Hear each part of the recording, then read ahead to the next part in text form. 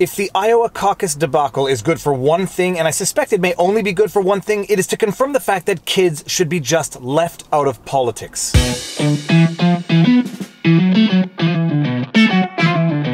Viva Frei, Montreal litigator turned YouTuber, and it's another car vlog because I am stuck at home now for the 5th consecutive day with a sick kid who is too sick to go to daycare. Apparently in the age and media frenzy of the coronavirus, when you show up to daycare with a sick, sniveling, coughing kid, you get the dirty looks. Go figure. The Iowa Caucus debacle. Where do we begin? By now, everyone has read the news, has seen all the reports of what went wrong during this Iowa caucus. Apparently, they used an app to tally the votes, and it was a newly designed private app that had just been developed like 2 months prior. The representatives of the caucus, in order to report the votes, had to download the app onto their iPhone, and the app came with some sort of sinister warning to the effect that it might compromise the software on your phone or something to that effect. The app was aptly named Shadow. Now, I don't know who thinks of these things, but when you're developing an app for a democratic process, maybe you don't want to call it a shadow app. Some people were understandably nervous to even download the app onto their iPhones given the rather sinister warning that they got, and others who did download the app, well, when it came time to relay the information to the app center, it apparently crashed. It crashed not in terms of gathering the data, but in terms of relaying the data for the final tally of the results of the Iowa caucus. But setting all that aside, we don't need to rehash the news of the last 2 days. I was just happy to learn something about the election process itself. First of all, I didn't know what a caucus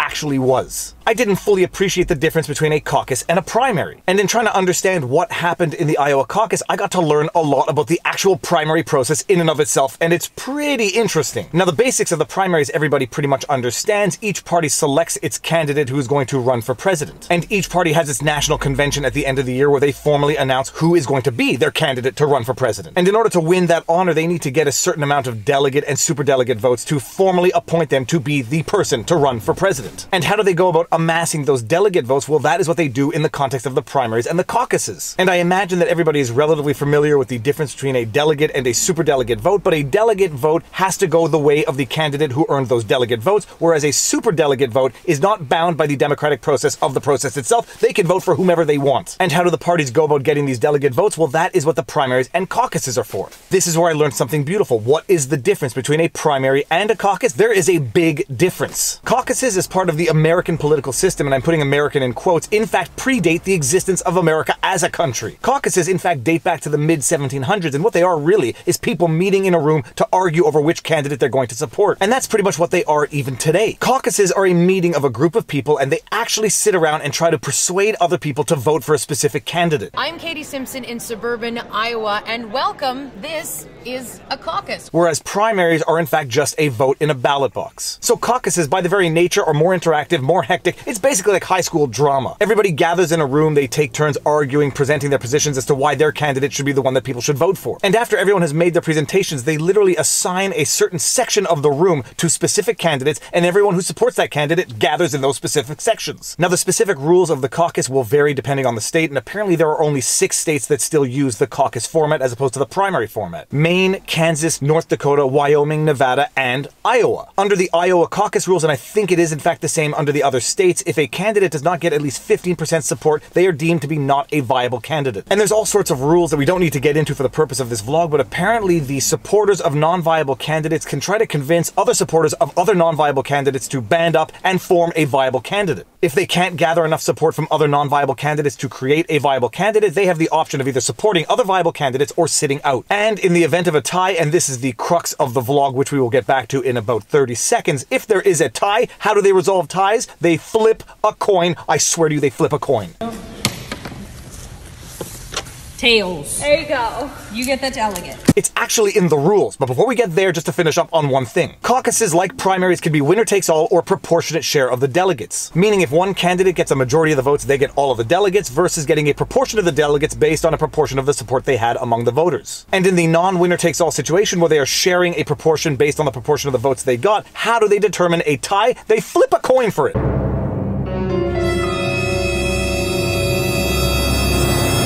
And we all know about the coin flips. We saw a ton of them in 2016, and despite the statistical improbability, they all went a certain way.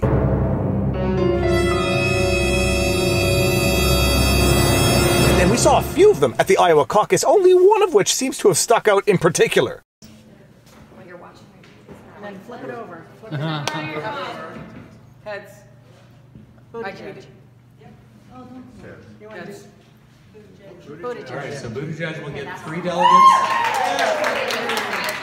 A seemingly very young adult or very old child, but a kid nonetheless, flipping a coin in what can only be described as the most awkward manner ever seen. The video of this kid flipping a coin went viral on all social media. And as is the case with all viral videos, everybody has an opinion on the subject, everybody wants to make a comment on the subject, and oftentimes those opinions and comments are not necessarily all that nice. I wanted to make a video breaking down the kid's body language because it was obvious this kid was awkward, he didn't know what to do with himself, he didn't understand what he was doing, he didn't appreciate the full gravity of the situation. And I started that video a few times, but in making that video I fully appreciated why it is that people should keep kids out of politics. The more of these vlogs that I do, the more I appreciate the tight correlation between law and politics. And in law, like politics, unless it is absolutely essential to the core issues of the dispute, kids should just be left out of it. And why? Well, law, like politics, is a dirty business even when it is run cleanly. There is very little room for favors, there is very little room for forgiveness, and these are industries where one has to capitalize off the errors of their adversary. I know it sounds dirty, Machiavellian, and it will upset people, but that is the nature of litigation and politics. Sure, in its most idealist form, it's about the truth, it's about crafting public policies, but in its reality, it is about winning over your adversary. It is a toxic mix, and when you throw kids into the mix, you are throwing kids into the toxic mix. This kid had no idea what was going on. You have a room full of adults thrusting this kid into the spotlight of a political situation, flipping a coin for delegates for one or other of the candidates. And in a way, it looks like the kid is being manipulated by that room of adults. He's awkward, as teenagers often are. He doesn't know what's going on. He doesn't know what to do. He just wants to please the people around him. And he flips this coin. Oh no.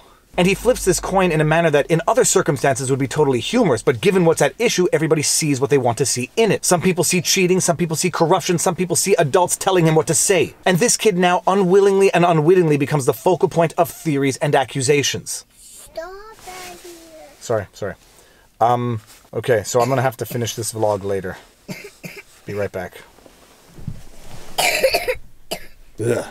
Alright, and I know what a lot of you are thinking, what a hypocrite talking about using kids for politics, and he has this kid in the backseat of a car. That is obviously not the incidental involvement I'm talking about. I am talking about substantive involvement in issues of politics or law. Taking your 15-year-old to court to watch you plead is a little different than filing custody documents over that 15-year-old. It's not fair to exploit them for those purposes, and it's ultimately not fair to expose them to that unforgiving world. They will be exploited or attacked as proverbial pawns in the chess game of law and politics. Using kids as pawns in a legal or political chess match, it's fundamentally unfair, and typically it's done with the express purpose of making that action not susceptible of critique. And when it comes to the Ohio coin flip, you know there are people out there who are going to say that coin flip was rigged. And there's going to be other people out there who are going to say, how can you accuse this kid of rigging the coin flip? It's not a question of taking a position one way or the other, it's just to illustrate why it's unfair to thrust this kid into that discussion. Now I know what a lot of you are thinking, kids have legitimate voices, they are entitled to make their voices heard, and they can willingly decide to get involved in legal and political issues. This may be true, but I think responsible adults need to sensitize the kids to what they are getting into. Kids can get independent representation in court proceedings, but they have to be ready for the nastiness of litigation. They have to be ready for the Friday afternoon specials. For those of you who don't know what the Friday afternoon special is, it's always a nasty proceeding served on a Friday afternoon to ruin your entire weekend.